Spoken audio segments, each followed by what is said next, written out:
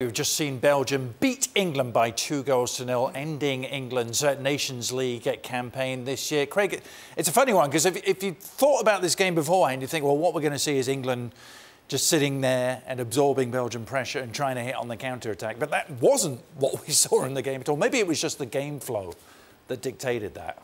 Yeah, but let me put it one way, right? The scoreline doesn't lie. Belgium win the game.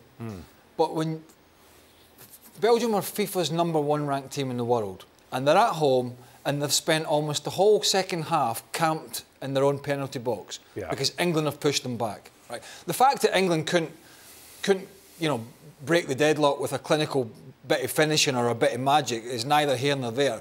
The point is, England played well enough to at least get something out of the game, and that's a positive. Belgium are in a good shape. They defended well. They are going to be a threat at the Euros. I personally don't think they're the favourites. I don't think you do either. I think we think it's France, and there'll be others out there. But they've got the result, and that's all Roberto Martinez will say. Well, we've got the result. But from Southgate's point of view, people will think Jack Grealish, I'm his agent. I'm not, but he's one of the players that the press have been talking about. Who is it? Is it Mount? Is it Grealish? And I thought Jack Grealish's performance as the game went on was excellent.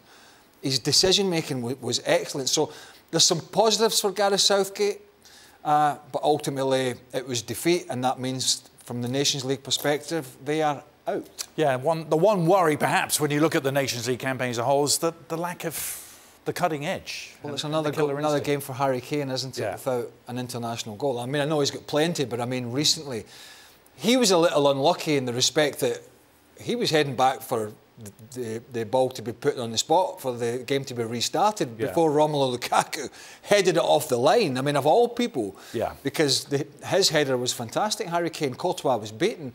He had a few other efforts, but whenever he got on the ball, there was 2 or 3 red jerseys around him, and that's reputation, because no country is going to allow Harry Kane time and space in and around his own penalty box because he's normally so clinical. That tells a story, almost 60% possession for England. And I'm not hugely into stats because you need possession with a purpose.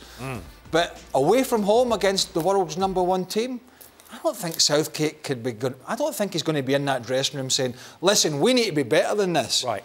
Because he won't blame the referee, but you can look at the referee and you can just look at the fact that this Belgium team said, we're just going to defend because it was almost like a mid-ranked team in FIFA playing against a top team because they were so far back in the second half, it was difficult for England to find space and break them down. It's not easy, that. Thanks so much for watching ESPN on YouTube. And for more sports highlights and analysis, be sure to download the ESPN app. And for premium content and live streaming, subscribe to ESPN+.